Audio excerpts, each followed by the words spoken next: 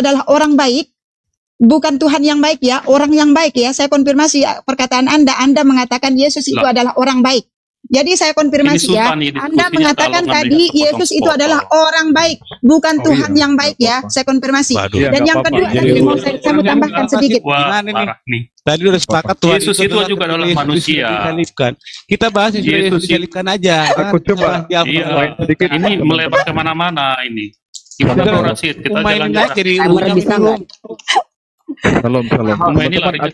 Saya membantah Anda mengatakan kekasih saya itu menjadi Tuhan dan disalibkan, dibunuh, terus ditusuk pakai tombak. Saya mempermasalahkan hal tersebut gitu.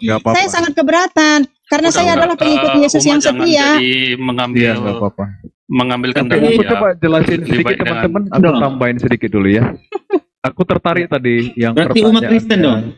Sabar. Yesus enggak Kristen. Di mana Yesus mengatakan dia adalah Kristen? Coba datanya. Kristen itu apa? Keluarkan datanya kalau dia mengatakan dia adalah seorang Kristen. Keluarin datanya dulu. Iya, tadi umat baru mengakui. Soekarno kalau jadi Soekarnoisme, Bu. Imannya pengikut Kristus. Soekarno nggak bukan Soekarnoisme. Ya, Bu Uma diikat dulu jinnya, ya. Aku coba tolong dibagi-bagikan biar tambah rame. Bu Uma ikat dulu jinnya. Enggak dong, saya enggak kesurupan dong. Yang kesurupan itu mengakui manusia itu sebagai Tuhan, itu yang harus dipertanyakan. Iya, enggak apa-apa. Jinnya diikat dulu, Bu Uma. Ya. Kalau jin saya sudah diikat, jinnya abang yang yang perlu diikat. Makanya diam dulu Bu Uma ya, biar jinnya tenang ya. Silahkan. Aku tertarik atau tadi ya. Direvisi dulu ucapannya. Jangan bilang Yesus itu adalah orang ya. Kalau Anda mengatakan dia adalah sabar. Jinnya ditenangkan dulu Bu Ma ya. Jadi silakan. Tadi aku tertarik dengan Bro Ar-Rasyid ya. Dia membawa Roma 14 ayat 9. Aku coba baca ya. Jadi gini.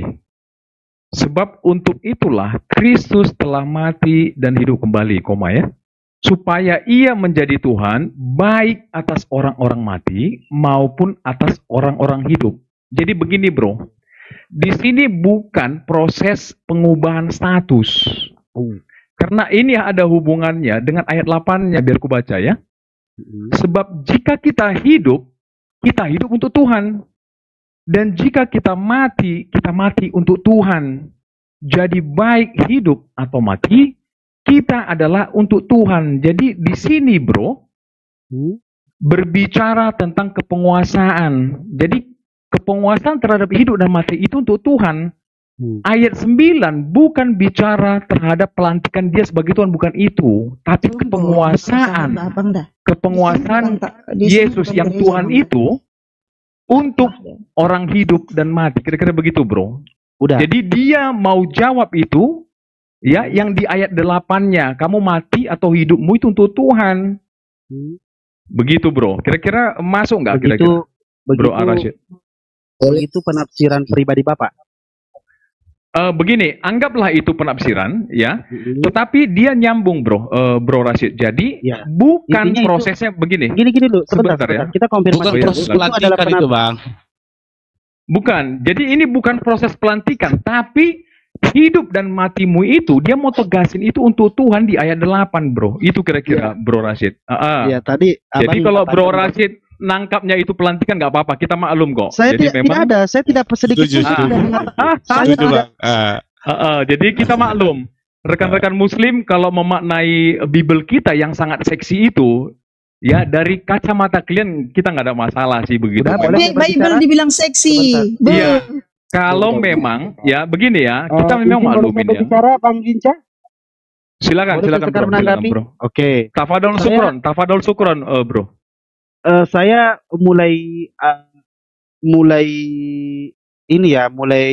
mendengarkan usaha-usaha bagaimana seorang Bang Ginca ini berusaha dalam diamnya tadi berusaha mencari penafsiran agar apa tujuannya cuma satu, mentuhankan Yesus agar tidak kontradiksi. Oke, saya tidak pernah mengatakan bahwasanya itu adalah pelantikan atau terlalu mohon maaf ya, saya sebagai Islam terlalu jijik bagi saya ketika ada yang mengistilahkan bahwasanya Tuhan dilantik. Itu nggak mungkin sekali. Karena saya seorang Islam, tidak ada yang namanya Tuhan dilantik, nggak ada. Cuman begini, ketika Anda berusaha menafsirkan sebuah kalimat yang benar-benar tertulis tetapi Anda tidak ingin mempelajari yang namanya Codex Sinaiticus, bahasa aslinya atau apapun itu, sama sekali tidak Anda ingin mau mempelajari itu, hanya ingin memaksakan bagaimana kalimat-kalimat Yesus harus mati dulu lalu bangkit kembali supaya ia menjadi Tuhan. Ada kata supaya, ada kata menjadi. Lalu Anda mau memaksakan entah kemana pembahasan Anda, saya pun bingung. Karena kalimatnya sudah jelas, maka dari itu Kristus telah mati, lalu bangkit kembali. Ini adalah kalimat cerita. Supaya ia menjadi. Supaya ia menjadi ini adalah kalimat keterangan apa yang terjadi setelah yang diceritakan di awal, lalu yang akan terjadi. Supaya ia menjadi. Apa maksud dari tujuan kalimat yang depan ini? Oh, ternyata ketika dikatakan supaya ia menjadi Tuhan, ternyata cerita yang di awal itu agar Yesus menjadi Tuhan, syaratnya harus mati dulu. Seperti itu saya belajar bahasa Indonesia yang baik dan benar. Karena jelas kata-katanya di situ, walaupun Anda mau menafsirkan dengan cara apapun, tidak dapat ditangkap oleh akal saya yang saya pakai duluan. Logika saya yang saya pakai duluan. Dari kalimat-kalimat, maka dari itu Kristus telah mati. Lalu bangkit kembali. Anda tadi membahas tentang komanya di mana, titiknya di mana. Mau dikasih koma semua, mau dikasih titik semua, whatever, itu terserah Anda. Tapi yang saya baca adalah di mana cerita di sini, maka dari itu Kristus telah mati lalu bangkit kembali supaya ia menjadi Tuhan. Seperti apa? Seperti apa yang diceritakan di KPR 236. Maka dari itu jadi seluruh kaum Israel harus tahu dengan pasti Allah telah membuat Yesus yang kau salibkan itu menjadi Tuhan dan Kristus. Kalau mau dianalogikan, maka dari itu Anda harus tahu bahwasanya saya membuat meja menjadi kursi yang Anda rusaki tadi. Itu bahasa ininya gitu loh. Maka dari itu Anda harus tahu, kursi yang Anda hancurkan tadi itu saya menjadikan meja. Simple. Tidak seribet yang berusaha seperti apa yang Anda inginkan. Tapi nggak apa-apa. Kan saya sudah bilang, ketika Anda mau mengimani tentang Kristus sebagai Tuhan, padahal seperti begini aja deh. Kalau untuk Anda yang berusaha berasumsi, silahkan asumsikan saya dari apa yang Anda katakan. Sejak usia berapa Yesus sadar kalau dirinya adalah Tuhan? Silahkan jawab. Ya, begini bro, aku coba tanggapin dulu ya, yang KPR 2 itu ya. Jadi gini. Sejak kapan? Yang KPR 2 tadi kamu bawa itu, yang ayat, sebentar ya. 36 ya bro? Habis ini yang nanggapi Ustaz Ali ya Bang Daya. Ya, sabar ya. Jadi gini. Lanjut. Mohon maaf Ustaz Al. Assalamualaikum warahmatullahi wabarakatuh. Ya. Ya, waalaikumsalam. Ya. Bukan Bang Genja, bukan. Halo Ustaz Al. Oh iya. Ustaz Al, Assalamualaikum warahmatullahi wabarakatuh Ustaz. Sabar Mbak Uma ya. Uma bisa kendalikan diri. Iya, bukan, jadi tadi saya teman-teman mau nyapa Ustaz Al di sini Bang Ali tuh. Oke. Oh iya, saya mau nyapa beliau. Disapa dulu Bukan biar jinnya Ya. Mbak Uma agak tenang, coba disapa dulu. Assalamualaikum warahmatullahi wabarakatuh Ustaz. Salam, lanjut. Ya, Baik. udah tenang jinnya ya. Oke, aku lanjut ya. Jadi gini. Ya, saya kerasukan Roh Kudus Anda. Oh iya, Santai baik. aja ya. Oh bagus Seperti ya. mau perang. Jadi gini, tadi teman-teman sudah jelaskan dengan sangat tegas dan bagus ya. Jadi yang KPR itu kan memang dia khotbah Petrus itu. Ya, di Yerusalem. Ya, kalau baca nanti itu mulai ayat 2 awalnya, itu dia di Yerusalem itu. Ya, mungkin Bro Ar-Rasyid agak kelewat itu, agak keskip di ayat 22-nya biar ku baca. Ya. Hai orang-orang Israel, ini kata Petrus ya, dengarlah perkataan ini. Yang aku maksudkan ialah Yesus dari Nazaret, seorang yang telah ditentukan Allah dan yang dinyatakan kepadamu dengan kekuatan-kekuatan dan mujizat-mujizat dan tanda-tanda yang ditentukan oleh Allah dengan perantaran Dia di tengah-tengah kamu. Seperti yang kamu tahu, Dia yang diserahkan Allah menurut maksud dan rencananya telah kamu salibkan dan kamu bunuh oleh tangan bangsa-bangsa durhaka. Ya. Jadi sebenarnya udah diterangkan tadi teman-teman ya, terkait masalah Ya sebentar Jangan bro, ditafsirkan dulu, jangan ditafsirkan dulu, kesurupan lanjut dulu, aja bro. biar sinkron. Iya, jangan kesurupan dulu bro, sabar bro. Jadi yang ayat 36-nya sebenarnya penegasan aja itu bro, karena memang Penegasan bahwa ya terkait ketuhanannya bro, ya. ketuhanan. Jadi ya Itu sabar, kesimpulannya. karena memang bro, orang Yahudi saat itu masih tegar tengkuk bro, masih sulit untuk memahami. Sehingga terjadi penegasan ulang terkait itu. Jadi nggak ada yang salah sebenarnya. Mau dia letakkan timelinenya di proses kelahiran ya, di proses zaman dulu sebelum awal semuanya diciptakan, mau proses di kematiannya, di kebangkitannya, nggak ada masalah bro. Ini hanya bicara timeline saja bro. Oke, timeline. Begitu bro. Terus? Jadi bukan Terus berarti siapa yang ngajarin Petrus? kenapa Siapa yang ngajarin Petrus khotbah kayak gitu? ngajari Petrus gimana? Khotbah kayak begitu. Roh Aku Kudus. lupa, sorry ya. Terus terang aku lupa. Ini Petrus ini murid siapa ya? Oh, Anda lupa. Dia- Tadi udah Waduh, diingetin bro. bahwasanya otentik itu mengatakan itu Roh Kudus. Apakah Roh Kudus Itu yang Roh sama? Kudus yang bekerja. Iya. Udah Apakah pasti Roh lah, Kudus bro. yang sama? Iya udah pasti. Kalau itu Udah pasti bro. Kalau itu Lantas pasti kenapa bro. ada lantas siapa yang Roh Kudus dari mana datangnya kepada Paulus sehingga Paulus mengatakan Yesus harus mati dulu lalu bangkit kembali supaya ia menjadi Tuhan. Oh ini kita Loh. bicara Petrus tadi ya, bukan Paulus dulu ya. Ini kemana ini? Paulus Mau dan ke Roma? Petrus. Walaupun sebenarnya Petrus itu kalau Anda mempelajari Jadi gini, tulisan bro. khotbah Petrus itu yang Kalau menuliskan kamu itu adalah Paulus. perhatikan dengan teliti, Ya. apa yang dikatakan oleh Petrus dan apa yang dikatakan oleh Paulus tidak ada yang bertentangan sama sekali. Tidak ada yang Tadi Bro bertentangan. Ginca udah baca dari Bang, ayat 22 ya. Khotbah ini sudah Bahwa- Yesus meninggal, Bang. Sudah Iya, Yesus sudah jadi bangkit, Oh, iya, naik benar. tidak ke- ada yang bertentangan. Semua Iya. pengakuan Yesus Kristus itu adalah Tuhan setelah Yesus meninggal. Yesus Iya. nggak ada bahkan. Makanya tidak ada yang tahu.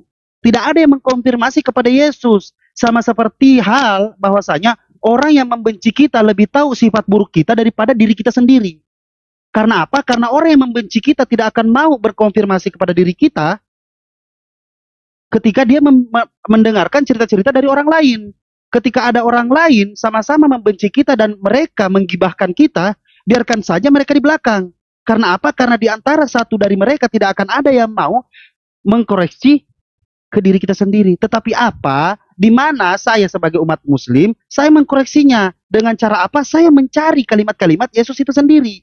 Ternyata Yesus mengatakan, aku tidak dapat berbuat Bro. apa-apa dari diriku sendiri. Yang kamu Selesai. koreksi apa sih? Saya juga belum nangkap apa yang kamu koreksi dari Paulus dan Lucu kan? Petrus.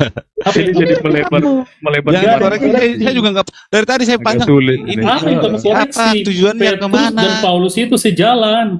Sejalan sama Ya. siapa? Petrus, apa yang Berjalan. dikatakan Petrus, Sejalan dan sama apa yang siapa? dikatakan oleh Paulus itu Oke. sama sinkron. Matius, Markus, Bahwa Yesus Lukas, adalah Yohanes, Tuhan. Petrus. Nih, Matius, Yohanes, Lukas, Petrus, semua orang-orang itu apa menurut Yesus? Menurut mereka sendiri, dari mulut Yesus sendiri, Izin dari nambahin, mulut boleh? Yesus. Dari mulut Yesus ya, Jadi bukan dari pertanyaanmu mulut apa? mereka-mereka. Pertanyaanmu apakah Yesus Pertanyaan mengaku dirinya saya, Tuhan gitu? Apa menurut Yesus bagi orang-orang yang nulis-nulisin semua ini nih? Apakah Yesus mengenal mereka? Loh iya dong, gimana Dari sih? mana? Mereka Dari itu mana? Dari muridnya murid itu, bro. Yesus. Itu Iya, kan dari- muridnya dari- bro. Siap. Iya. Yohanes itu muridnya bro. Petrus kan Iya. muridnya Yohanes, juga. Matius itu Markus muridnya juga nggak muridnya. langsung. Iya. Hmm. Masalahnya Ya. gini, ini makanya tadi saya disclaimer sedikit bahwasanya beginilah pentingnya belajar biar Anda tahu yang mana tulisan-tulisan Paulus, yang mana karangan Paulus semuanya. Cuma nggak apa-apa. Begini aja, saya mengerucut Enggak, kamu kepada jadi Paulus. tendensius mengatakan ada karangan Paulus. Ini kita udah melebar, bro. Oke, nggak Ini apa-apa. udah Begini aja, ranahnya begini aja. lain. Itu Begini kamu aja. jangan tendensius. Masih Tapi dengan kalau kamu dengan bertanya statement sinkron. Masih Sinkron dengan dulu. Kamu statement- harus tadi gini bro. Tadi kamu sepertinya mempertentangkan statement dari Rasul Petrus dengan apa yang dikatakan oleh Paulus. Kami tidak melihat ada pertentangan di sana. Justru itu saling mengkonfirmasi. Mm-mm. Betul nggak? Nah, sekarang kamu tendensius dengan mengatakan karangan Paulus. Itu hal yang berbeda Izin- lagi izin boleh topik nanggapi, pembahasannya. Gitu loh. Jangan melebar izin- Karena yang pada intinya Ya, puncaknya adalah memang Yesus itu harus Bang Otentik, Bang Bang, Rejman, saya- sebentar. Ustadz Al mau menanggapi sebentar ya. Di-mute Oke, dulu Bang Otentik. saya mau menanggapi dan insya Allah saya menengahi sekaligus. Jadi tenang aja. Jadi begini, Yesus sebagai Tuhan, ya, oke kita terima.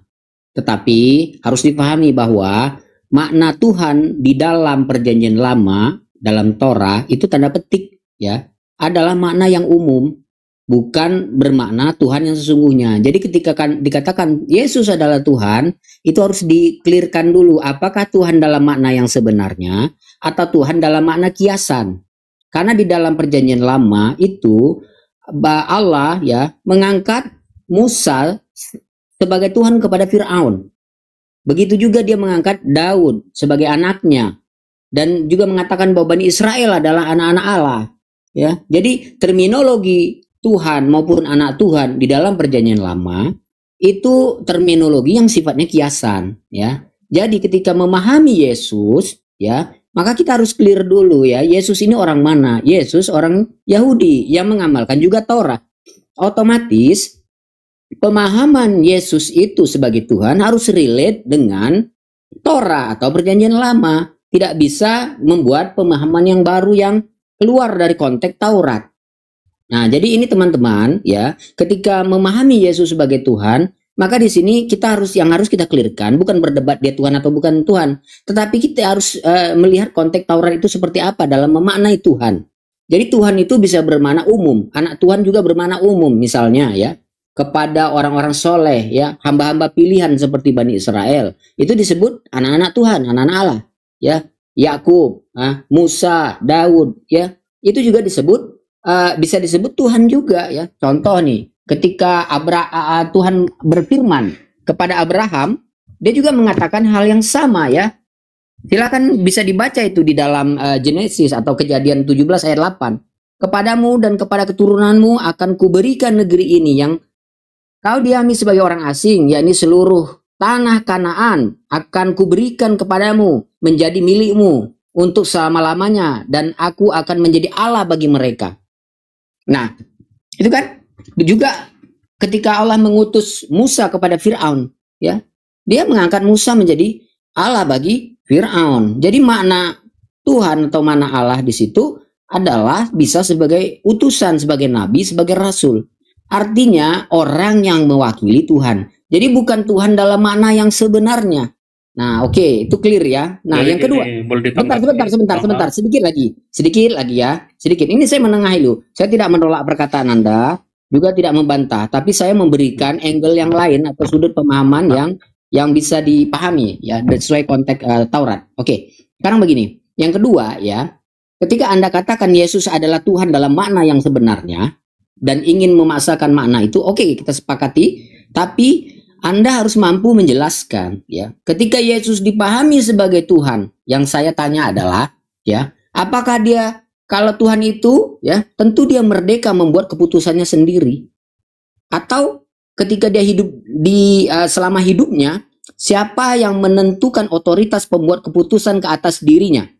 Apakah dia mandiri sebagai Tuhan atau dia berlakon saja atau ada Bapa yang lebih tinggi yang punya otoritas? Nah, saya mau tanya, ketika Anda misalnya memaksakan Yesus adalah Tuhan dalam makna yang sebenarnya, saya tanya kepada Anda, siapakah yang lebih tinggi otoritasnya, Bapa atau Yesus? Ya, dalam membuat keputusan. Silakan. Oke. Jadi gini, Bro, Bang Al ya, dalam pemahaman Kristen, Tuhan dan Allah itu memang dua terminologi yang berbeda. Ya, kalau tadi Pak Ustadz tadi mengutip di Perjanjian Lama bahwa Musa menjadi Allah bagi Firaun, itu berbicara tentang Allah itu dalam konteks sebagai yang disembah, ya. Tetapi kata Tuhan itu sendiri memiliki makna yang berbeda. Tuhan itu maknanya adalah pemilik atau penguasa. Ya, itu yang di dalam konteks Perjanjian Baru, kata Tuhan di situ bermakna sebagai pemilik atau penguasa, ya. Jadi ketika Yesus dikatakan sebagai Tuhan, maknanya adalah bahwa Yesus itu sebagai pemilik atau penguasa. Nah, ini dikonfirmasi oleh Yesus sendiri ketika dikatakan bahwa segala kuasa di surga dan di bumi telah diserahkan atau diberikan kepadaku. Artinya Yesus menjadi pemilik atau penguasa surga dan bumi. Itulah makna ketuhanan Yesus. Nah, ketuhanan Yesus itu terkonfirmasi terkonfirmasi oleh apa? Oleh kematian dan kebangkitannya dari kematian. Hanya Tuhan, hanya Dia yang datang dari Allah yang bisa mengalahkan maut dan kematian, dan itu telah dibuktikan oleh Yesus. Maka Petrus mengkhotbahkan bahwa Yesus telah ditetapkan atau menjadi Tuhan oleh Kenapa takut sekali mengatakan dijadikan tumbal nggak? Sebentar. Kenapa takut sekali? Apa nggak dijadikan tumbal atau? Sebentar, Uma. Sebentar, saya tanggapi. Silakan, Bang. Oke, jadi begini ya. Ini tanggapannya tidak menjawab pertanyaan saya. Tadi dia mengatakan bahwa Yesus ada pemilik kuasa dunia dan isinya ya. Saya bantah ya. Surga dan Ketika bumi. Yesus bentar. Ketika Yesus berada di Taman Getsemani, dia ketakutan ya. Tidak mungkin Tuhan ketakutan. Yang ketakutan itu manusia, bro. Ya, Yesus ketakutan, keringatnya bercucuran ya. Dia membungkuk, kemudian dia bersujud, kemudian dia minta tolong kepada Bapa. Wahai Bapa, seandainya cawan ini dapat berlalu dari hadapanku ya, sesuai dengan yang kau kehendaki, bukan sesuai dengan yang aku kehendaki. Ini menunjukkan bahwa Yesus dengan Bapa itu dua hal yang berbeda. Ya, kalau Yesus Saya bantu itu kemanusiaannya. sebentar. Kalau Yesus adalah Bapa itu sendiri, dia tidak akan mungkin minta tolong kepada Bapa. Contoh, saya kasih contoh. Sebentar, dengar dulu, jangan dipotong. Sebentar dulu, ya. Jadi saya tanyanya siapa, jangan jawabnya kemana-mana, oke ya. Saya kasih contoh. Ketika saya dengan Rashid, ketika saya tidak mampu melakukan sesuatu terkait dengan hal yang berada di tempat Rashid, maka saya akan minta tolong kepadanya. Wahai Rashid, tolong seandainya mangkok itu dapat berlalu dari hadapanku, tolong kamu geser. Kan begitu, kenapa? Karena saya tidak mampu. Makanya saya udah minta tolong kepada Rashid. Kalau saya mampu, ngapain saya minta tolong? Rashid, minta tolong geser mangkok ini, nggak mungkin. Saya geser aja sendiri, saya bisa kok. Gitu. Ini bukti bahwa Yesus dan Bapa itu tidak sama kuasanya. Ini membuktikan bahwa Yesus bukan Bapa dan Bapa bukan Yesus. Itu dia. Nah, tadi saya tanya, siapa kuasanya yang lebih tinggi antara Bapa dan Yesus? Nah, tapi teman-teman menjawabnya muter-muter, kebangkitan, keturunan, kemana-mana. Saya tidak tanya itu. Saya tanya mana yang lebih tinggi kuasanya antara Bapa dan Yesus. Saya sudah buktikan bahwa Yesus minta tolong kepada Bapa untuk menyingkirkan musibah. Nah, itu menunjukkan bahwa dia tidak punya kuasa ke atas itu. Silakan. Oke, jadi sebenarnya Bro Rashid pun udah paham bahwa Yesus itu memiliki dua natur, ya kan? Bro Rashid ini kan bukan pemain baru di TikTok. Jadi sebenarnya ketika Bang Al ngomong seperti itu, Bang Rashid ya senyum-senyum aja. Kan tanggapi, jangan muter-muter. Jadi gini, kita tanggapi. Jadi memang ya, kita harus memahami Yesus itu sebagai apa. Kita harus melihat dalam pemahaman Kristen dan ilahi yang kita lihat di dalam kitab suci Perjanjian Baru, bahwa Yesus itu memang memiliki dua natur ya, dua sifat yang berbeda tetapi menyatu di dalam dirinya. Ya, bahwa Yesus itu sepenuhnya dikatakan sebagai Allah karena dia berasal dari firman Allah, dan dia juga dikatakan sebagai manusia. Nah, di dalam sebagai manusia, kemanusiaannya yang sempurna, memang dia mengalami hal-hal yang tadi Bang Al itu sebutkan ya, merasa takut, ya, merasa mungkin ya hal-hal yang dialami manusia ya, rasa capek, lapar dan sebagainya. Itu dialami Yesus sama seperti kita. Tetapi yang kita lihat itu adalah sisi kemanusiaannya. Ya, itu sisi kemanusiaannya. Rasa takutnya itu adalah sisi kemanusiaannya. Ya, itu mengkonfirmasi kemanusiaannya. Betul, Yesus itu manusia. Tapi kita jangan lupakan bahwa Yesus itu adalah firman Allah yang menjadi manusia. Artinya keilahian dia itu ada, kekal bersama dia, tidak pernah hilang. Karena yang namanya Allah itu tidak pernah berubah menjadi apapun. Ya. Jadi Yesus itu bukan Allah yang berubah menjadi manusia, bukan. Yesus itu adalah Allah yang mengambil natur kemanusiaan. Sang firman yang menjadi manusia. Salah. Ya, jadi jangan salah memahami gitu loh. Ya, oke, saya tanggapi. Pertanyaan Bang Eli ini udah mengarah ke ini loh, ke apa? Oneness Tritunggal sama itu pertanyaan Bang Ali. Sebentar, saya bertanya. Aliran yang berbeda yang menjawab. Aku belum selesai. Santai-santai. Ya, saya paham. Saya tanggapi ya. Jadi aku tuntaskan dulu Bang Al ya. Jadi Yesus itu adalah firman Allah yang kekal di dalam diri Allah sebelum kedatangannya ke dalam dunia, mengambil kodrat kemanusiaan, menambahkan kemanusiaannya melalui perawan Oke, Maria. sudah paham kita, Pak. Jadi yang Oke. kita lihat, tunggu dulu Bang. Jadi yang kita lihat dia sebagai manusia, tentu dia akan menunjukkan sifat-sifat kemanusiaan yang sempurna. Baik Pak Otentik, Jadi, sudah Pak, Anda sudah melihat itu dari ditangkap satu Pak. sisi, gitu loh. Pak Otentik, Ya kan? Pak Kita Otentik, lihat dari- silakan di mute mau ditanggapi Pak. Sudah masuk Tunggu, Pak, sudah cuma dari ini tadi seperti soalnya moderator bolak-balik itu terus. Oke, Ya. saya tanggapi. Jadi kita harus Oke. melihat Habis makan Yesus soto itu dari kodok. Pak dua sisi Otentik, yang- sebentar yang mau lengkap. ditanggapi Pak. Gitu, Pak kan? Oke, saya Otentik, tanggapi. dikondisikan Roh Kudusnya Pak. Oke, gini ya. Makanya saya tadi minta kepada teman-teman Oten untuk fokus kepada pertanyaan saya supaya jawabannya nggak muter-muter. Saya bertanya, siapa yang punya otoritas tertinggi yang membuat keputusan di dalam diri Yesus? Ya, apakah dirinya itu punya jiwa yang bebas, mandiri, merdeka untuk membuat semua keputusan, atau dia disetir oleh Bapak seperti remote itu dari surga disetir gitu, kayak main mobil remote-remotean itu? Ya, jadi setiap pergerakannya itu Bapak yang nentukan. Nah, saya bertanya tadi, Yesus itu dalam kehidupannya, keduniaannya, kedagingannya maupun kemanusiaannya, dia pasti kan punya pembuat keputusan terhadap dirinya sendiri. Nah, yang saya tanya, dia membuat itu atas ke dirinya sendiri, keinginannya sendiri, atau Bapak yang menentukan semuanya? Itu pertanyaan saya. Ya, Oke, jadi jawabnya boleh bisa dijawab? kemana-mana, itu aja. Boleh dijawab? Oke. Silakan, tapi jangan muter-muter, Pak. Nah, nggak mutar-mutar. Jadi Yesus dengan Bapa itu equal, sama kuasanya. Equal, co-equal namanya. Jadi Yesus sebagai firman Allah tidak lebih rendah daripada Bapa. Itu yang disebut dengan konsep atau pemahaman Tritunggal ya. Dalam pemahaman Tritunggal, Bapa, Putra, dan Roh Kudus itu memang tiga entitas yang berbeda, tetapi memiliki hakikat yang sama. Nah, kalau dia memiliki hakikat yang sama, berarti kuasanya sama. Oke. Tidak ada yang lebih rendah, tidak ada yang lebih tinggi. Jadi ketika Yesus di dunia ini, ya, Yesus selalu berkata, "Aku berkata kepadamu, aku berkata kepadamu." Ya, jadi dia tidak bilang menurut Bapa begini, tidak, tapi aku berkata kepadamu. Itu menunjukkan otoritas dia sama seperti Bapanya.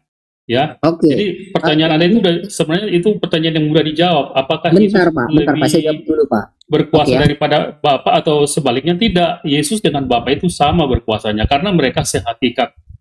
Oke, saya tanggapi ya. Ilahiannya. Oke, saya tanggapi. Begini, Pak. Kalau Yesus dan Bapa itu equal, ya.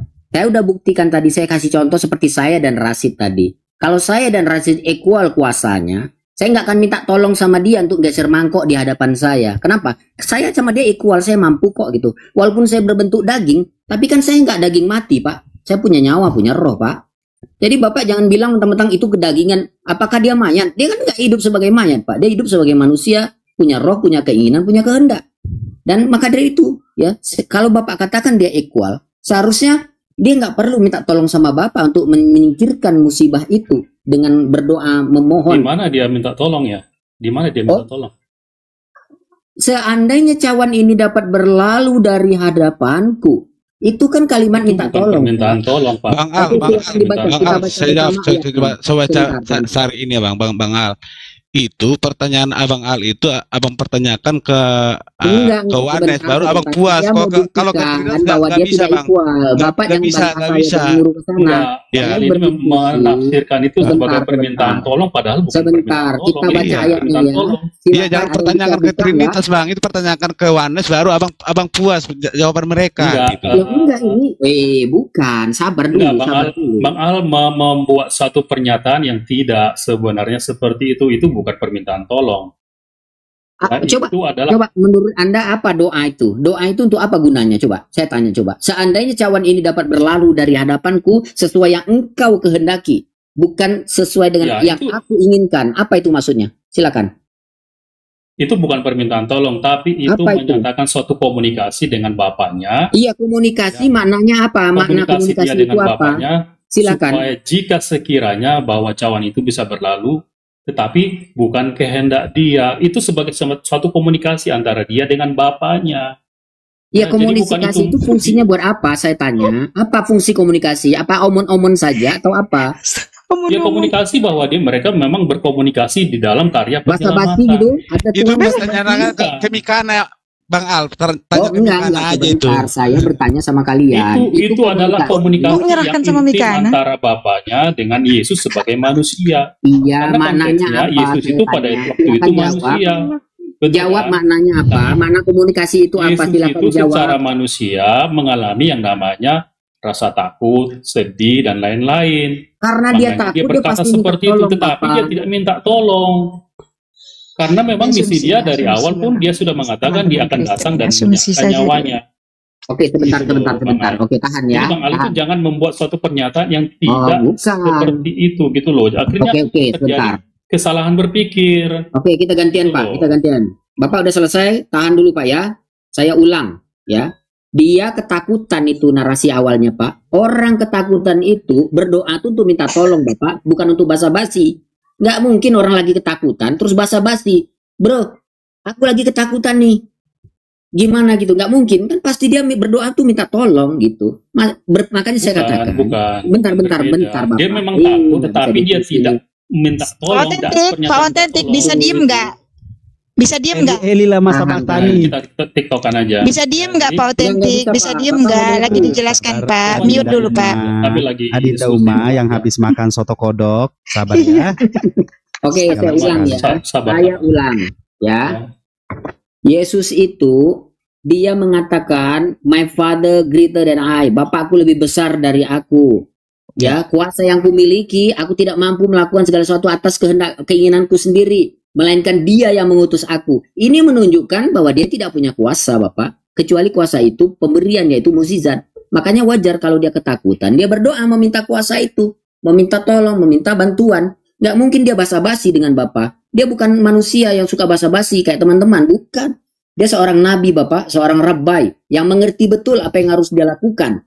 Jadi Bapak nggak usah bikin asumsi di sini. Saya tanya maknanya apa. Bapak nggak bisa jawab gitu. Tapi mau membantah saya. Kalau Bapak mau bantah saya, Bapak tafsirkan itu dulu, jelaskan itu dulu, baru bantah. Begitu caranya Bapak. Silakan. Nih, menurut pendapatku,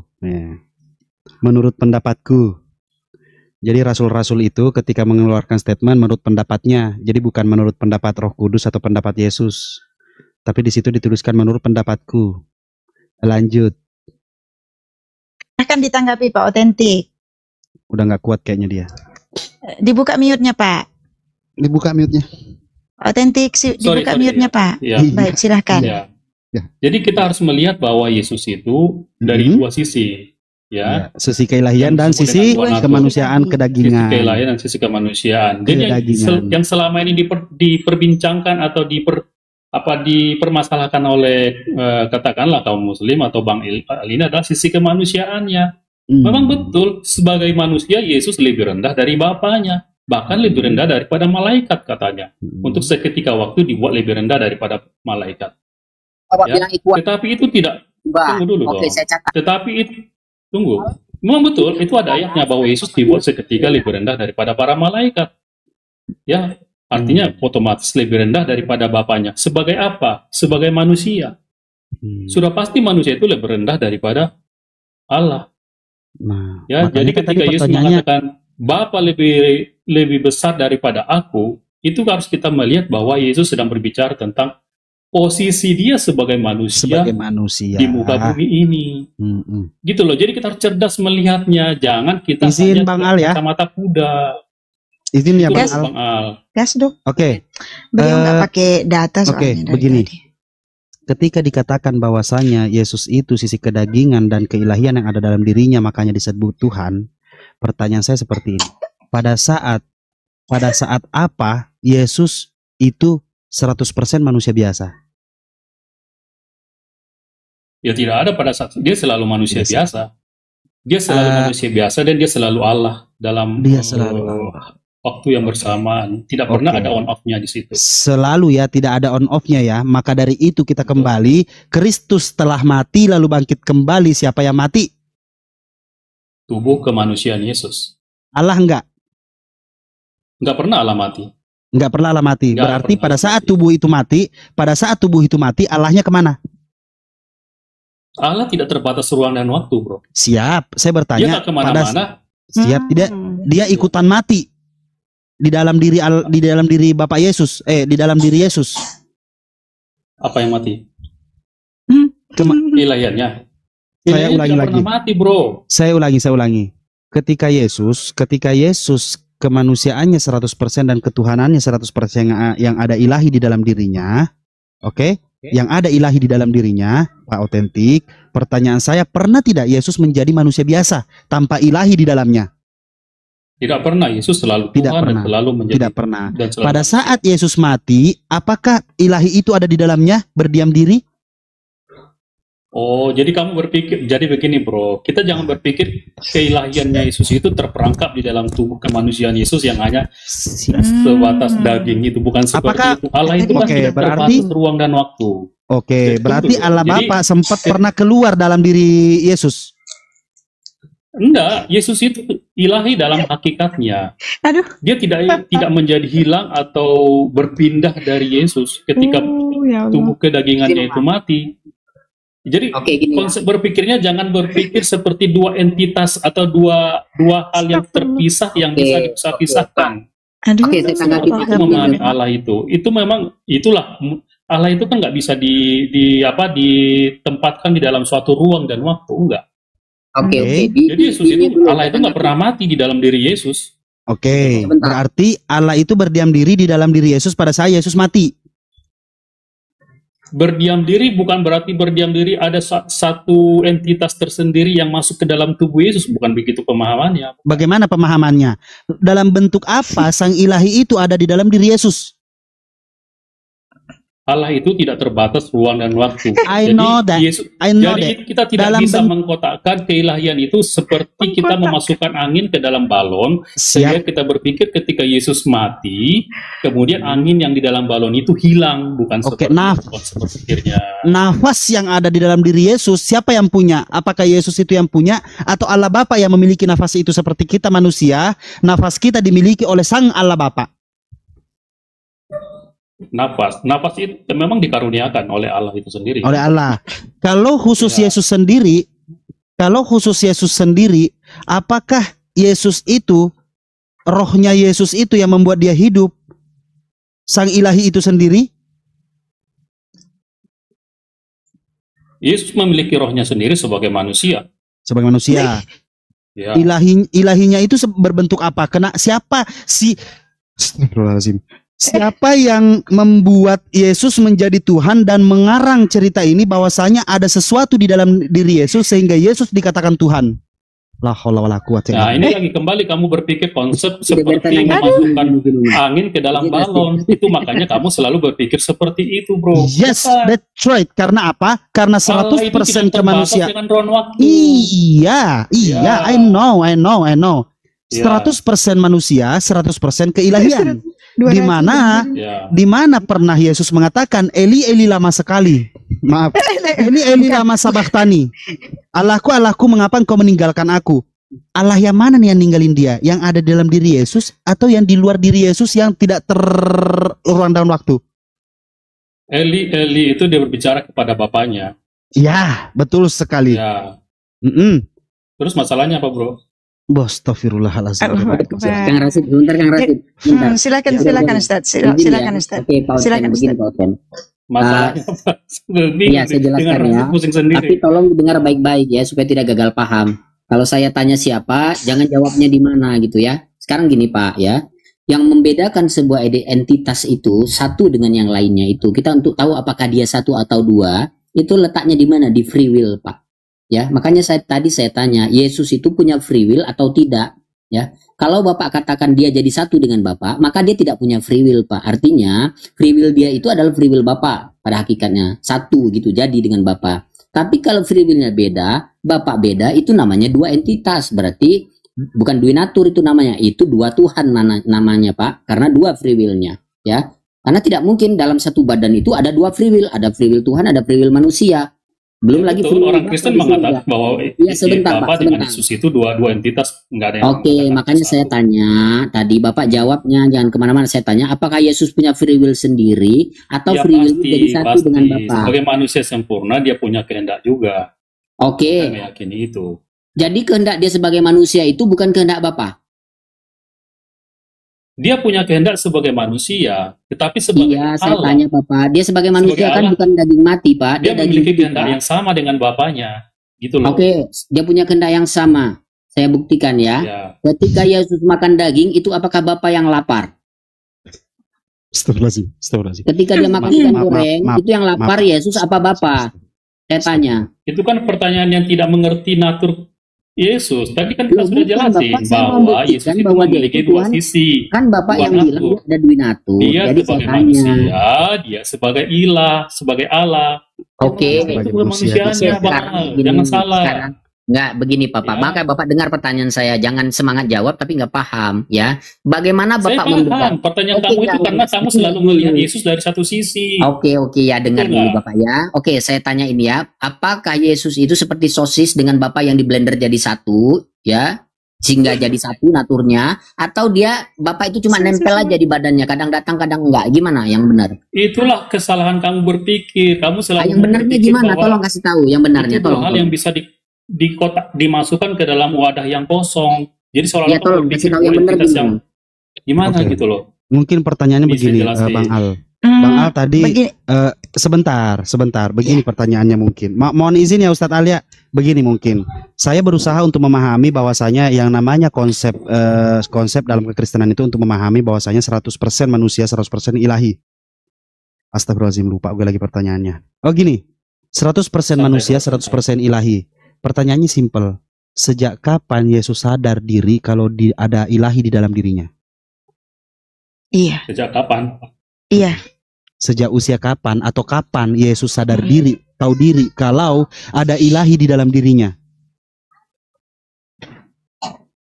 Kalau saya berpendapat bahwa dia menyadari Oh, dirinya saya adalah berpendapat. ilahi dan manusia dari awal. Sama. Memang Sama tidak dicatat bahwa pada satu usia tertentu dia mengatakan bahwa aku adalah Tuhan. Bukan seperti itu. Enggak apa-apa. Tentu. Kalau Di dalam sebentar di teman-teman, dalam sebentar teman-teman. kitab suci dikatakan pada waktu umur tertentu dia baru menyadari keilahiannya. Tidak ada. Oke. Tapi saya Begini. sebagai pembaca kita mengetahui bahwa semenjak malaikat mengatakan dia adalah Tuhan dan Kristus, Yesus sudah tahu bahwa dia adalah Tuhan dan Kristus. Oke, karena begini, ketika Bapak bilang menurut Bapak memang sudah sejalan. Beginilah Yesus dituhankan karena sejalan. Korintus itu siapa yang menuliskan? Mohon maaf Bapak.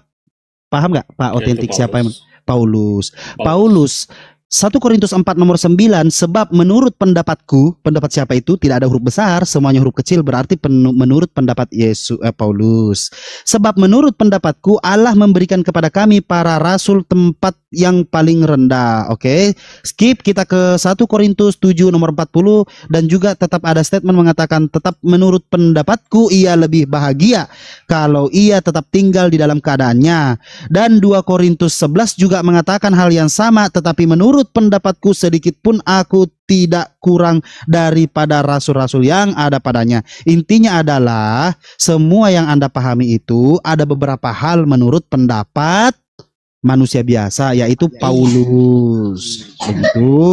Nah, Ini apa kalau korelasinya Anda ini, Bro? mengatakan Jadi topik bahasanya berbeda, Bro. Itu bukan bukan topik, bukan di situ lagi. tetapi begini, lucunya adalah yang Anda katakan kitab suci itu, tetapi ada pendapat manusia biasa. Nah, Itu ini yang kita harus sekarang dikerucutkan membahas dulu. Kitab suci atau Nah, membahas siapa Yesus? nggak usah Itu kemana-mana, dua hal tenang. berbeda, Bro. Tidak berbeda, Pak, karena itu semua ada runutannya. Di mana Nah, sekarang kesalahan saya tanya.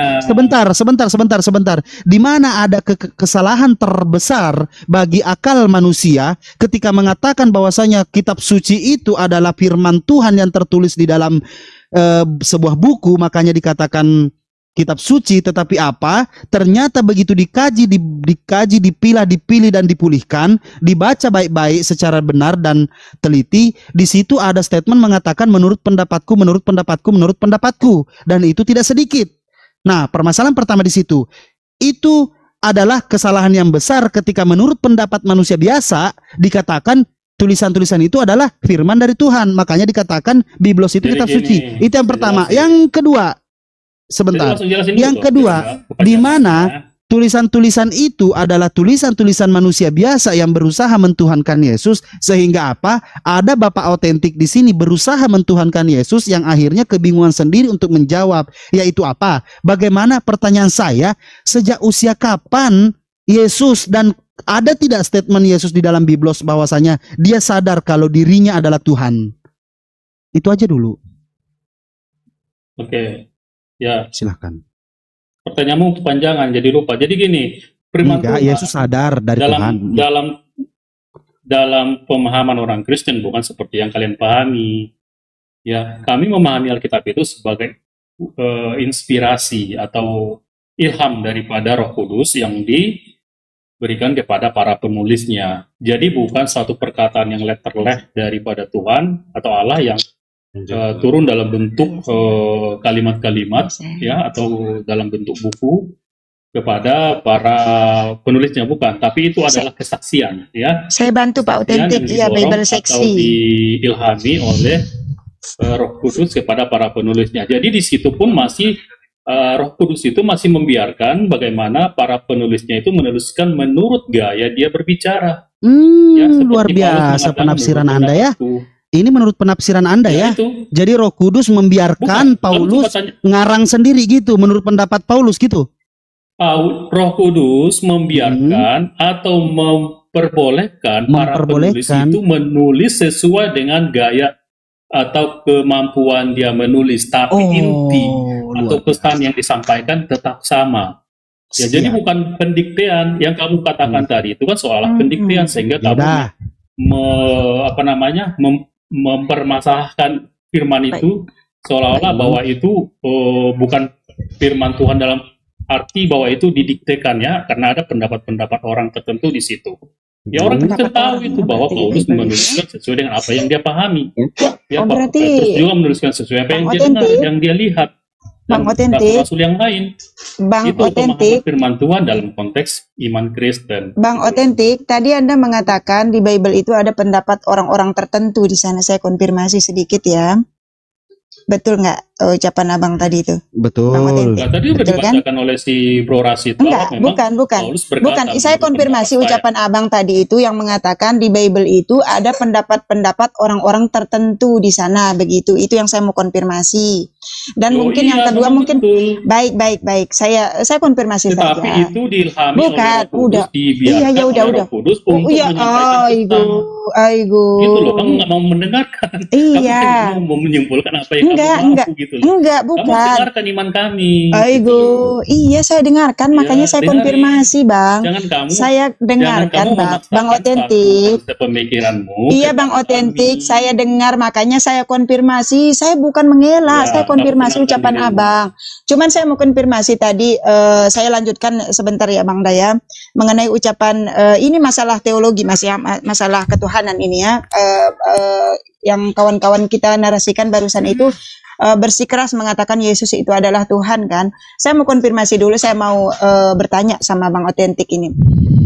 Abang tadi mengatakan bahwa keilahian Yesus itu adalah satu dengan Sang Bapa, kan?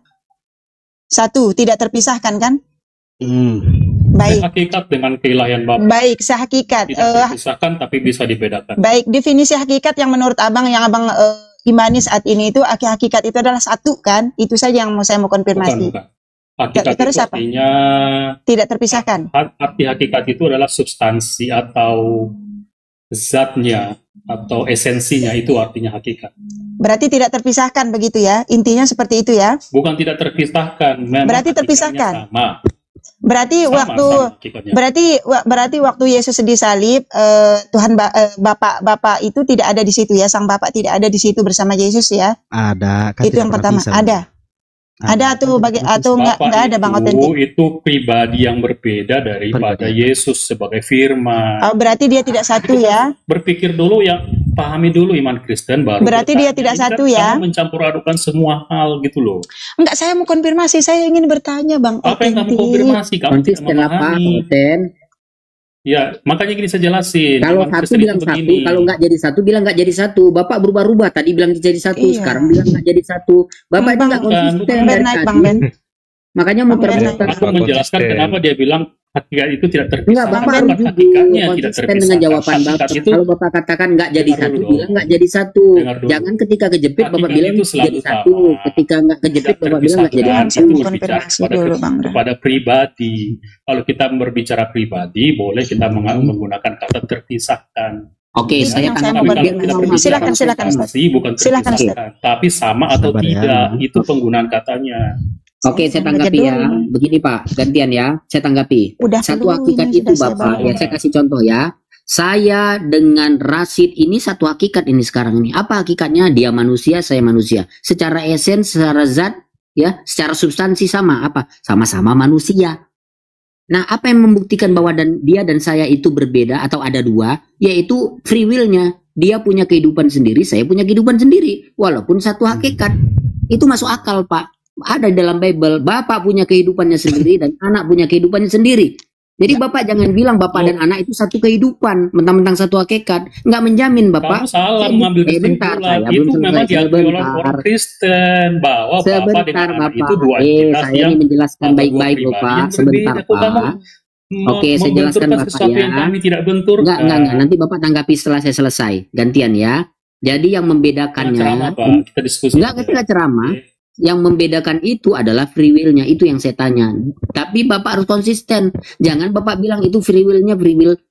Punya 3 free will. Bapak punya free will. Yesus punya 2 free will. Free will manusia, free will ilahi. Berarti berapa free will-nya di sini? Kalau dia memang satu hakikat seharusnya hanya satu free will Bapak. Jangan Bentar. Sabar. Di-mute dulu Pak. Kalau dia satu hakikat, sebenarnya hanya ada satu free will antara Yesus dan Bapa. Tapi kalau dia ada 2 free will, jangan Anda katakan dia satu hakikatnya. Itu hakikatnya 2, sama kayak saya dengan Rashid. 2 free will, 2 pribadi, satu hakikat, sama-sama manusia. Oke Pak, jadi ngomong jangan kayak anak TK Pak, silakan. Sepertinya Bapak yang seperti anak TK ya, tidak memahami apa yang dimani oleh orang Kristen. Silahkan ditanggapi Bang Otentik. Kita tidak pernah mengatakan bahwa Bapak itu dengan Yesus sebagai firman itu satu, bukan. Kita mengatakan itu 2 yang berbeda. Bapa dengan firman-Nya berbeda. Yang sama itu apa? Hakikatnya yang sama. Hakikatnya sebagai Bapak ini Tuhan juga bukan sih? Bapak ini bisa dijuluki Tuhan juga nggak sih? Yang Bapak yang mana? Ya Bapak, Allah Bapak ini Tuhan juga kan? Oh, dia Tuhan dalam pengertian dialah siap, oke udah. Ya udah, intinya udah dia Tuhan. Oke, dia Tuhan. Yesus Tuhan juga kan? Tuhan. Ya. Bahkan Bang siapa nih, Ahmad Dham ini juga Tuhan di room ini karena dia bisa mengeluarkan orang atau memasukkan orang. Jadi Tuhan itu banyak bro, tidak hanya satu. Berarti saya juga Tuhan. Berarti saya juga Tuhan dalam keimanan Anda ya, karena saya moderator di sini, bisa mematikan Anda, bisa menurunkan Anda, begitu ya? Iya, karena gini Umar, makna Tuhan itu adalah pemilik atau penguasa. Itu makna Tuhan dalam orang Kristen itu berbeda dengan makna kata Allah. Netizen tolong dong yang 306, saya nggak ikut kegabrulan mereka ya. Saya nggak sebodoh mereka. Itu berbicara kepada kepenguasaan. Jadi Tuhan itu banyak. Ya. Ayo teman-teman di tap-tap layarnya ya. Di tap-tap mawarnya. Tap-tap mawarnya, tap-tap layarnya. Silakan. Jadi gini Bang. Ana biar ku tambah satu lagi ya. Ada beberapa ayat ya. Beberapa ayat yang menunjukkan perbedaan antara Bapa, Allah itu dan Yesus itu ya. Di Matius 24:36. Tentang hari dan jam itu tidak ada seorang pun tahu. Malaikat di sorga tidak tahu. Anak pun tidak tahu, hanya Bapa saja. Ayat ini kan menegaskan bahwa hanya Bapa yang mengetahui waktu kembali Yesus gitu kan. Terus di Yohanes 14:28 gitu. Kamu telah mendengar bahwa aku berkata kepadamu, aku pergi dan aku datang kembali kepadamu. Jika kamu mengasihi aku, tentulah kamu bersukacita karena aku pergi kepada Bapa. Sebab Bapa adalah lebih besar daripada aku ya. Yesus sendiri ya mengatakan bahwa Bapa lebih besar daripadanya ya, menyoroti perbedaan kedudukan antara Bapa dan anaknya. Itu dia. Itu ada konteksnya bro. Jadi gini, kenapa Yesus mengatakan bahwa Bapa lebih besar dari dirinya? Kan nggak jelas loh kok di ayat itu. Tunggu, saya tanggapi. Jadi ketika Yesus mengatakan itu tidak berbicara tentang hakikat. Itu tidak berbicara tentang hakikat, tapi berbicara tentang posisi. Karena Yesus sekarang berada di bumi, itu dijelaskan, bahkan dia lebih rendah daripada malaikat. Karena Bapa itu kan Bapa yang maha besar, Bapa itu Allah Bapa itu kan suatu keberadaan yang tidak bisa kita jangkau karena dia ada di tidak bisa kita selami. Bapa itu tidak bisa kita serupakan dengan apapun. Tidak ada yang bisa menyerupai dia. Tidak terlihat. Bapa itu lebih besar dari apapun, ya kan? Masuk Tidak bisa lebih besar daripada Yesus ya, Bang Otentik. Dia lebih besar daripada Yesus sebagai manusia, karena yang berbicara itu manusia.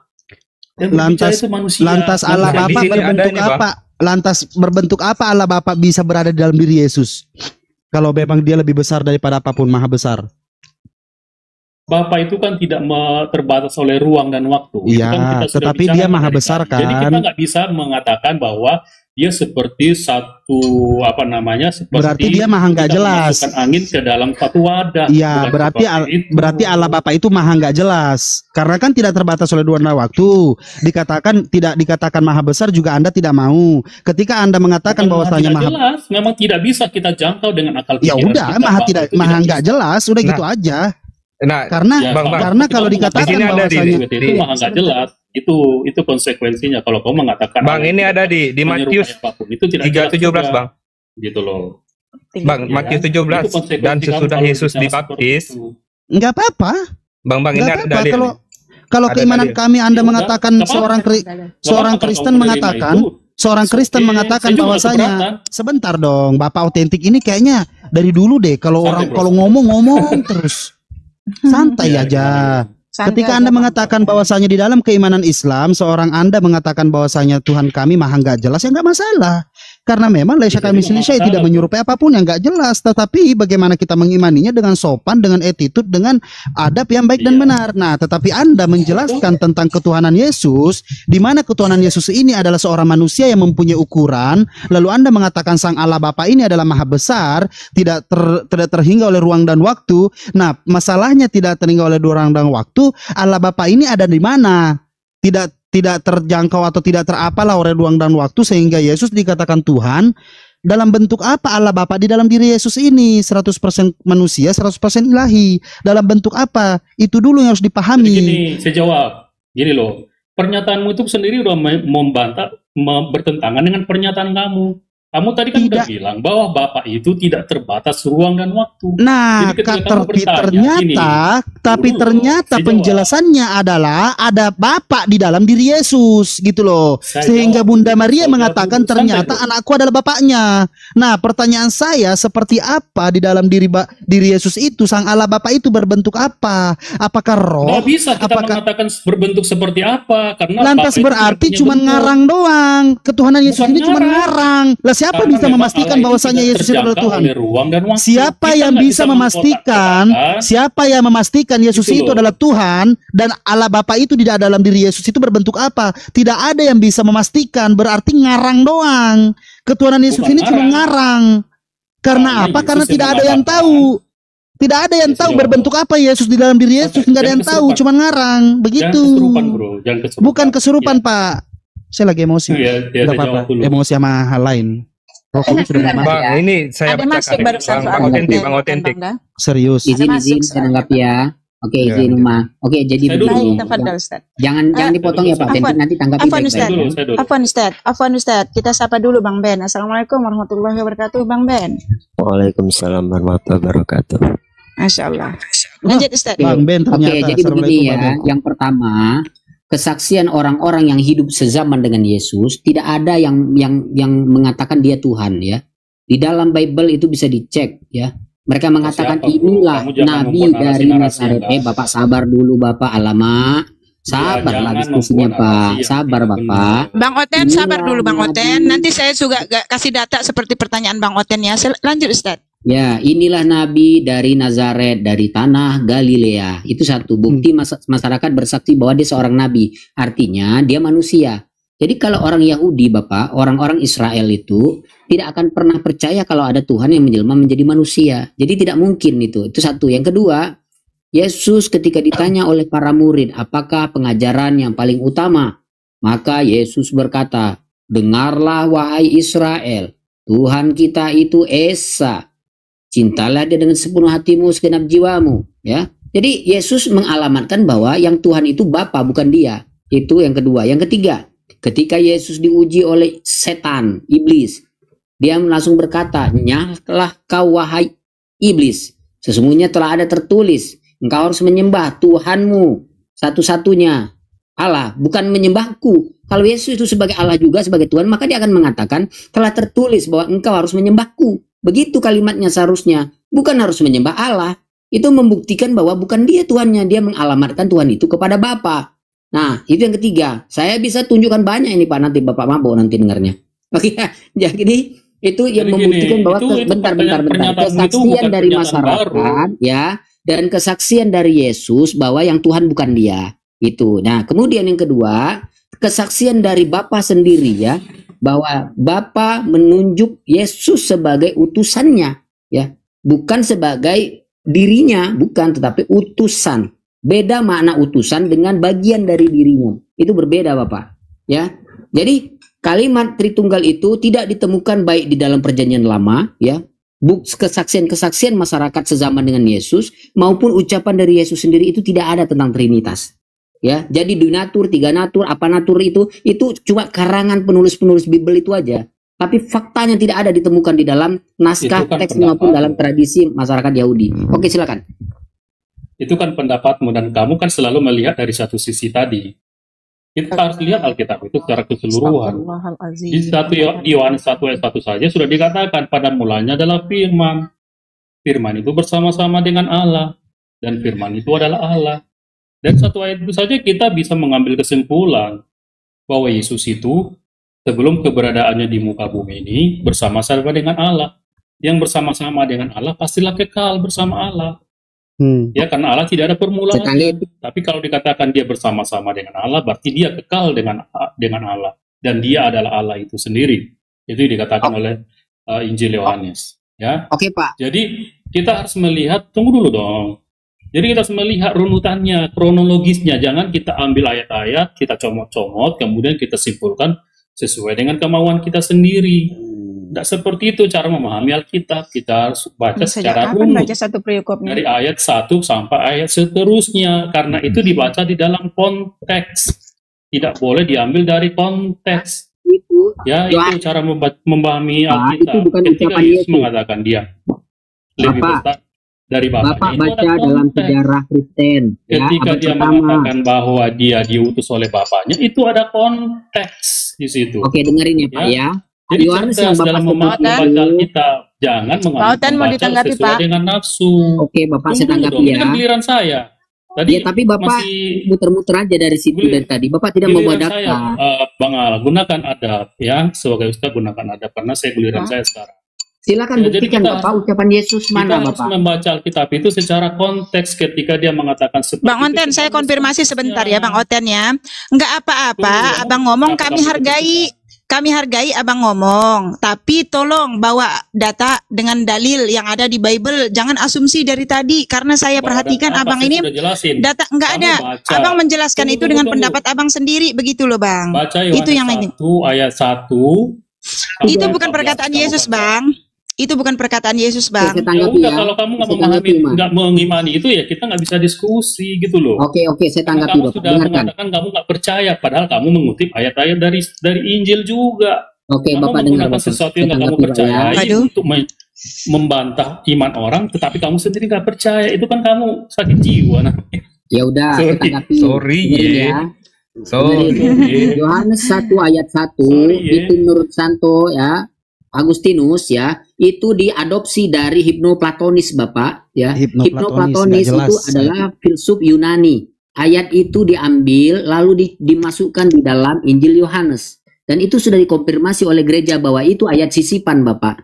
Jadi kalau Bapak tahu masalahnya. Bapak yang nggak ngerti sejarah kita Bapak sendiri. Nggak ngerti dia. Jangan sampai ke situ Bang Al, karena dia nggak paham otentik ini, emang dia nggak paham hal-hal yang kayak gitu-gitu. Nggak nyampe sana beliaunya Bang Al. Nggak nyampe. Jangan pun paham, nggak ada. Iya, nggak apa-apa. Dia nggak nyampe Ustaz. Dia nggak nyampe kalau ke situ. Gini aja, kalau ada yang lain mau menanggapi kayak siapa nih Ginca atau Major mau gantian silakan. Karena kalau otentik emang di situ-situ aja pemahamannya. Apalagi kalau mau dibawa ke di kodeks Sinaiticus, Septuaginta atau apa segala macam ya buta akan hal itu, pasti nggak ngerti. Mana aja yang namanya God tiba-tiba jadi Tuhan Ya di mana Lord tiba-tiba jadi Tuhan kan nggak ngerti. Masalahnya begini, kalau kita diskusi terus-terusan itu akan mengalir diskusi ini sampai pemahaman tentang teks sampai kritik teks gitu loh. Ketika kita sudah sampai ke kritik teks, oke, kita bikin topiknya. Tadi penjelasannya Bang Ali itu Anda tahu? Anda tahu tidak penjelasan Bang Al tadi bahwasanya Yohanes itu diambil di copy dari pemahaman yang lain, bahwasanya Yohanes itu pun orangnya nggak ada sebenarnya, itu cuma oknum yang dipakai doang. Nah, paham nggak itu? Kamu sudah melebar kemana-mana. Nah, kan kamu mengatakan bahwa Yohanes itu Anda ngerti tidak? Sekarang pertanyaan saya, Anda paham gitu tidak? Karena diskusi ini mengalir dilanjutkan oleh Bang Al. Tadi siapa sih yang melanjutkan itu, bahwasanya penjelasan seperti itu, seperti yang yang dikatakan di Yohanes 1 itu adalah contekan atau kopian dari seorang filsuf, lalu dipakai di yang Anda katakan kitab suci. Karena kalau Anda memakai akal sebentar, iya, karena pembelajaran Anda belum sampai situ. Kalau Anda memakai akal pikiran, di mana konsep Trinitas Tritunggal sampai sekarang menggunakan ayat itu secara sekarang saya tanya, konsep Tritunggal itu dari konsep mana? Nggak ada catatan di dalam Perjanjian Baru di bawah ini adalah ayat yang sekarang saya tanya, yang Anda pahami pertanyaan saya, ada berapa agama yang memakai konsep Tritunggal? Loh, ini bahasa apa lagi nih, kamu kok jadi ke situ? Ya karena akan ke situ mengalirnya. Karena akan ke situ mengalirnya. Mau ada 1000 pun agama yang memiliki konsep yang seperti itu bukan urusan orang Kristen. Kenapa bukan urusan Anda? Kitab sucinya. Kenapa bukan urusan Anda? Gitu loh. Kenapa? Jadi ya mana yang paling yang paling benar? Mau ada pun konsep-konsep itu di dalam kepercayaan yang lain, itu kan kepercayaan mereka. Kalau misalkan ada kemiripan, silakan Bang Al dilanjut tadi itu yang Yohanes dari kopian dari filsuf itu. Gitu loh. Oke, Pak Autentik, dengarkan saya. Saya mute beliau dulu ya, biar Oke, saya tanya baik-baik aja deh, gini Pak. Yang pertama, Bapak tidak mampu menunjukkan bahwa di Bible baik Perjanjian Lama Perjanjian Baru ada Trinitas, itu satu.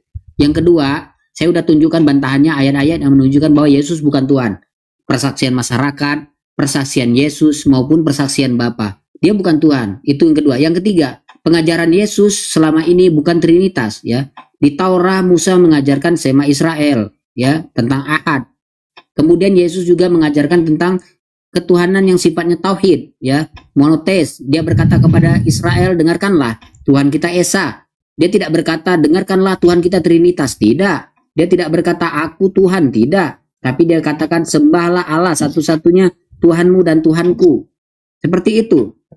Jadi itu sudah clear Bapak. Sedangkan Bapak membawa ayat Yohanes, ya. Yohanes tidak ada satupun nama Yesus di situ. Itu satu. Yang kedua, itu kopian dari hipnoplatonis.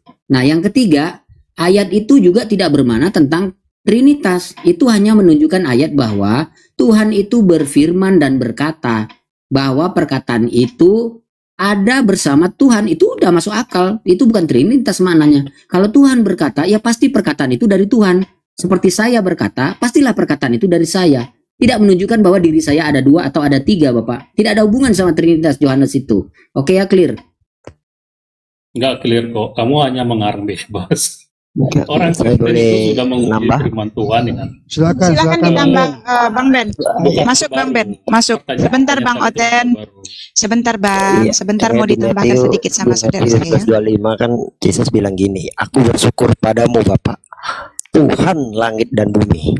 Jelas ya, siapa yang Tuhan ya. Terus di Yohanes 4:22 Yesus dengan tegas mengatakan, kami menyembah apa yang kami kenal. Ini saya malah bertanya-tanya nih, kalau Yesus dianggap Tuhan juga, ini ada berapa Tuhan ini? Ada Tuhan menyembah Tuhan lain, ini dogma mana lagi nih? Ada berapa Tuhan memang sebenarnya? Tuhan itu banyak. Tuhan itu banyak. Nah, termasuk ketika Yesus bilang di Yohanes 20:17 dia bilang, Bapakku dan Bapakmu, Allahku dan Allahmu. Wah, ini ada berapa Allah lagi nih? Ada berapa Tuhan sih sebenarnya? Itu aja dulu, coba Tuhan ada berapa banyak, Tuhan yang disembah?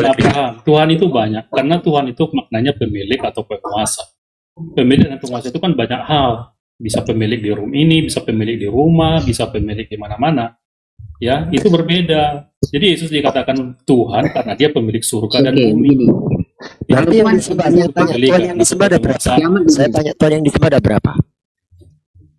Allah yang disembah Esa. Allah itu Esa. Jadi Esa Yesus berarti bukan nggak disembah. Yesus itu disembah sebagai firman Allah. Loh, katanya Allah yang disembah. Yang disembah mana?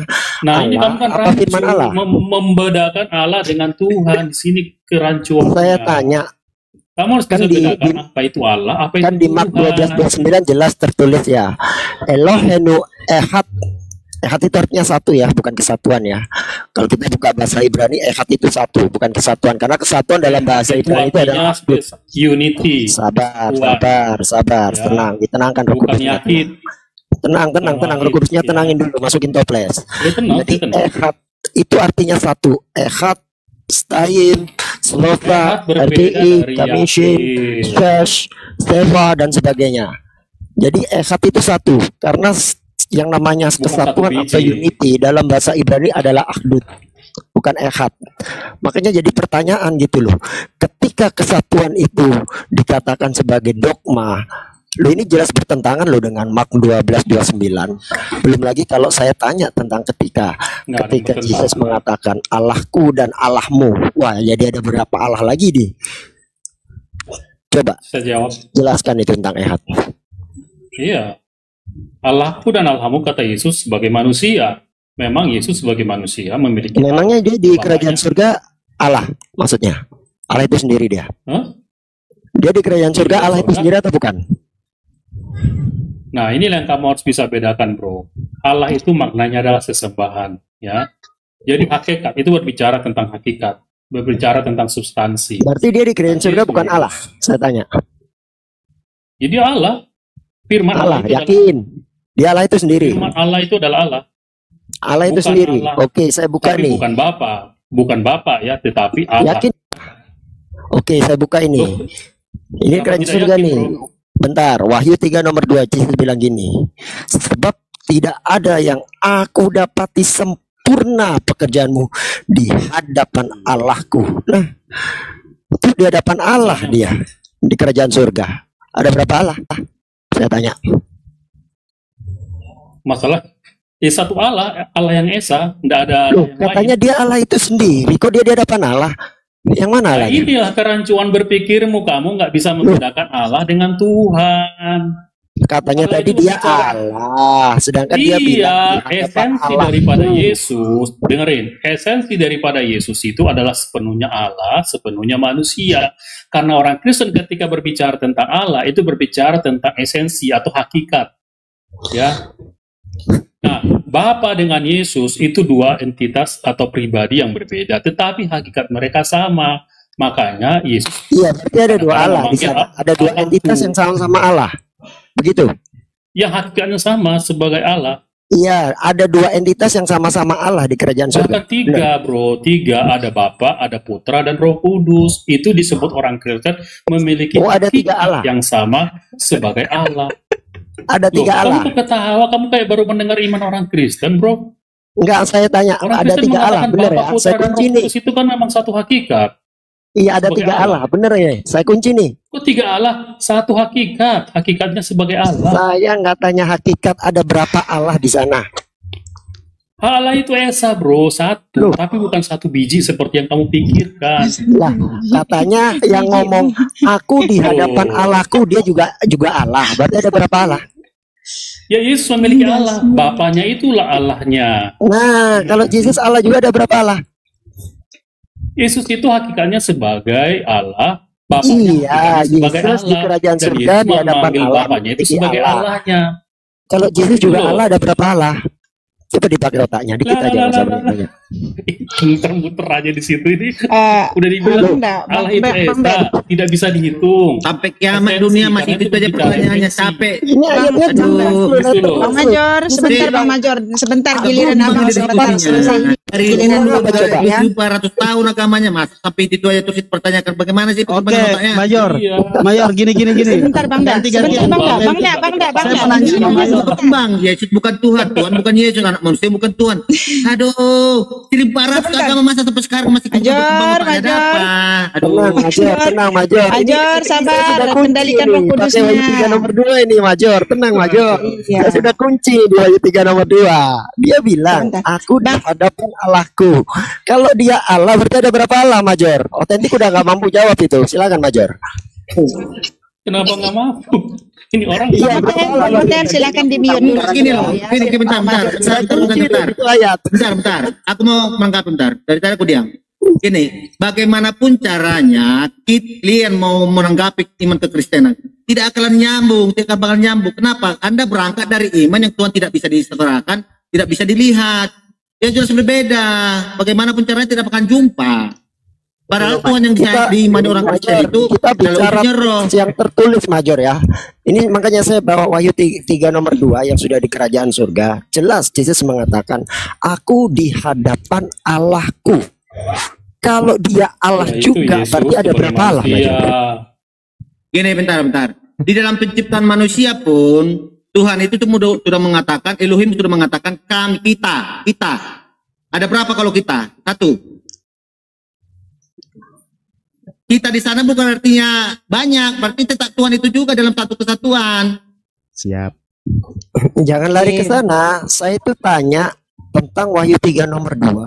Ketika Yesus bilang, gini loh Bang, aku kembang diskusinya dari dulu, makanya gak malas aku belakang itu tuh bosan itu aja jawabannya. Kenapa ya kalau Wahyu 3 nomor 2 kalian pada kelabakan? Bukan kelabakan, kenapa? Dijelasin pun, kenapa Anda mau muter lagi, comot lagi sana, puter lagi sana, balik lagi sini, balik lagi sana, puter lagi sini. Kenapa kena Wahyu 3 nomor 2 kalian Bang Major? Kondisikan Roh Kudusnya, Bang. Ya udah, sekarang pertanyaan saya begini buat Mayor. Gini. Ketika Yesus berstatement begini ya, kan statement Yesus nih, ketika kita tahu bahwasanya Paulus itu ngaku-ngaku 11 kali, jadi 11 kali ngaku-ngaku kalau dia itu rasul. Nah, ketika ada statementnya bahwasanya aku tidak dapat berbuat apa-apa dari diriku sendiri, aku menghakimi sesuai apa yang aku dengar, dan begitu dia juga dijelaskan bahwasanya Yesus itu bersujud, Yesus itu berdoa mengadah ke langit. Nah, pertanyaan saya, berapa nomor sepatunya Paulus? Aduh, blender lagi. kan pertanyaan yang beda. Aku izin dulu, besok mau kerja, jadi aku. Jangan Bang Oten, sini je. Apalah. Mau nanya lagi apa? Ya, satu pertanyaan. Berapa nomor sepatunya Paulus? Bang Major, aku mau nanya dikit aja, pertanyaan mendasar aja. Enggak, sekali-kali kasih kami untuk bertanya tentang Anda gitu, iman Anda. Enggak, ini pertanyaannya pertanyaan simpel aja, Bang, simpel aja, sedikit aja. Boleh, berapa silakan. Jumlah ayat di Alkitab itu, Bang? Enggak gitu dong. Jangan gitu dong. 71.000. Itu 71.000 ayat. Perjanjian lama berapa ayat, Bang? 30. Ya, sebenarnya tadi ya, itu udah clear sebenarnya. Ketika ditanya itu bukan masalah 1, 2 atau 3, bukan. Tetapi yang membuat keputusan siapa? Kan gitu tadi ditanya, Bapak apa Yesus. Nah, tapi jawabnya mutar-mutar. Dijawab ini Bang Al. Jadi enggak, gini aja. Bentar. Tadi aku diam loh Bang Al. Jadi aku nyimak dari bawah dari tadi. Tenangkan Roh Kudusmu ya. Kok kalau mau menanggapi, kok pahami dulu pertanyaannya. Jangan ditanya sekolah, kok jawab rumah sakit.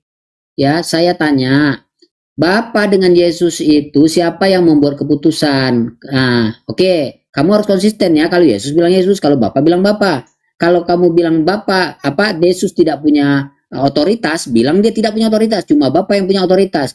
Gitu harus konsisten. Jadi sebentar bilang Yesus, sebentar bilang Bapak, sebentar bilang dua-duanya. Itu nggak bisa kayak gitu. Oke, silakan jawab. Yang punya otoritas itu ya Bapak itu sendiri. Oke, yang punya otoritas wujudnya roh.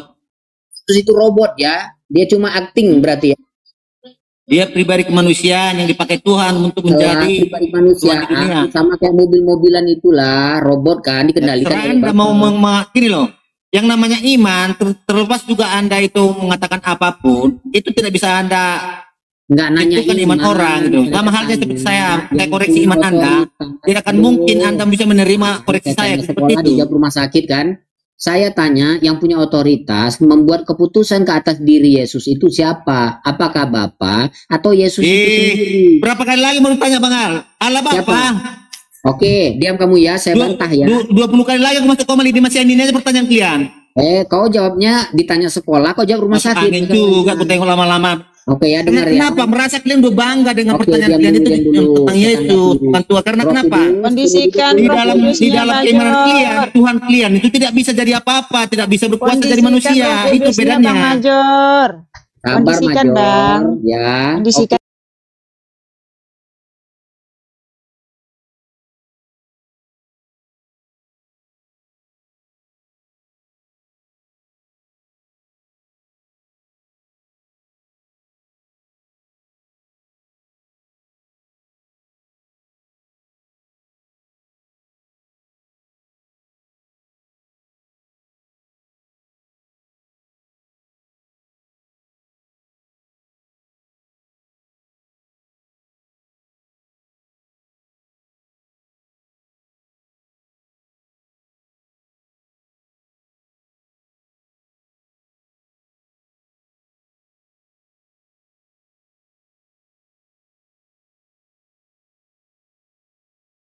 Giliran saya tanya ketika Yesus semua kejaman itu keinginan itu siapa? Kamu bilang itu keinginan daging, bukan keinginan Bapa. Berarti yang bagus kau bilang itu Bapa.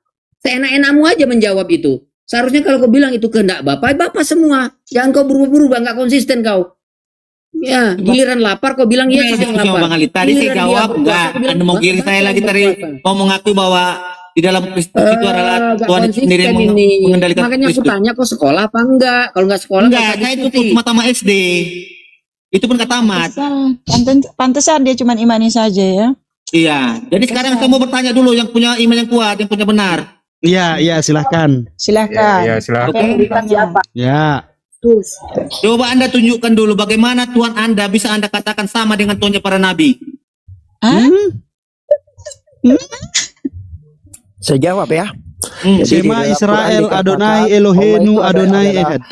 Laisha kami syai'un, tidak serupa dengan apapun dan tidak serupa dengan siapapun. Itu sama dengan Yeremia 10:16, tidak serupa dengan apapun dan tidak serupa dengan siapapun. Clear. Dar. Oke, berarti karena ayatnya mengatakan tidak sama di sini, berarti Anda bilang sama. Iya, iya. Apanya? Juga Yeremia 10:16. Di sini dikatakan Elohim Ehad, di sini katanya Esa. Berarti sama karena sama Esa, tunggal gitu. Ya, betul. Ya. Jadi kalau pribadinya itu memang sama tidak? Apa? Pribadinya sama. Allah Subhanahu wa taala adalah Elohim itu juga? Ya. Ya. Ya. Yakin? Yakin. Oke, bacakan Kejadian 1 ayat 26. Apa di situ? Ada apa dengan 126 ya, makanya kalau memang Anda memang para ahli ya udah bacakan dulu. Tadi Anda udah mengaku bahwa Tuhan Anda itu sama dengan Elohim. Sebentar mau dijelaskan. Tadi kan nanya kan. Sebentar mau dijelaskan ya. Iya, kan di situ ada special menu kitmutenu.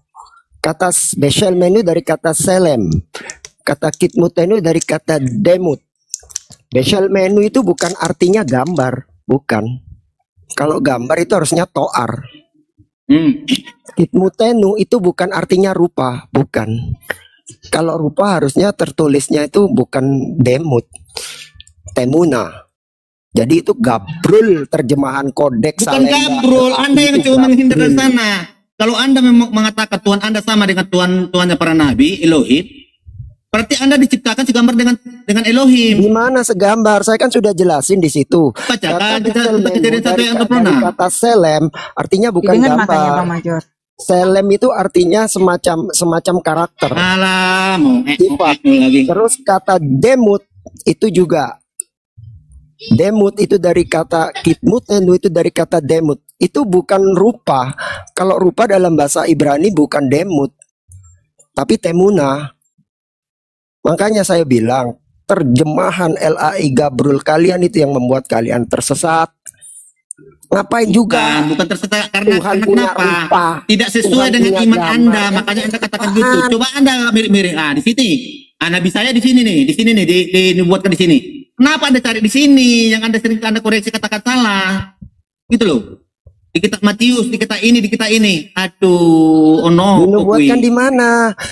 Masa Tuhan dinubuatkan? Saudara-saudara Anda sering mencari kenubuatan tentang Nabi Anda di kitab kami. Di mana dinubuatkan? Gak ada Yesus dinubuatkan kan? itulah. Oke, Anda konsisten. Jangan cari-cari kenabian Anda di kitab orang Kristen. Apanya? Kan kamu yang tanya, sama apa beda? Kamu bawa Beresit 126, saya jelas. Iya, Anda bilang tadi sama, bahwa Allah Subhanahu wa taala itu adalah sama dengan Elohim yang disebut para nabi terdahulu. Iya, Major. Sekarang Tuhannya Nabi Musa menyembah, Tuhannya Nabi Musa menciptakan manusia segambar dengan dia. Apakah Anda segambar dengan Allah Subhanahu wa taala? Di mana segambar? Saya kan sudah jelasin. Yang kau bacakan itu bahasa Indonesia. Yang diterjemahkan secara coba bacakan bahasa Quran dulu. Itu salah terjemahan. Karena kata besel menukit mutenu dari kata selem dan demut itu artinya bukan rupa, bukan gambar. Kalau rupa harusnya tertulisnya toar. Kalau gambar harusnya tertulisnya temuna. Bisa bahasa Ibrani nggak sih? Enggak lah. Bang Major nggak bisa bahasa Ibrani, jadi jangan ini ngeluarin ya, karena saya nggak akan Bang di sini ya. Jangan bilang Allah, karena apakah Anda lebih hebat daripada orang yang menerjemahkan kitab kami? Udah. Iyalah. Gini, udah susah kalau mencari pembenaran, Mayor, satu hal yang kamu harus pahami bahwasanya LAI itu mereka membuat sesuatu cara bagaimana kristenisasi itu berjalan dengan lancar, yaitu apa? Enggak, kalian aja sebenarnya yang terlalu usik dengan kekristenan. Sekarang Anda gini, selalu mencari-cari apa celah di mana Anda bisa meruntuhkan, akan bisa. Lu mau gua kenalin nama mantan orang yang pernah kerja di LAI. Tujuannya bukan apa? Mau Anda kenalkan seperti apa, tidak akan mungkin ini.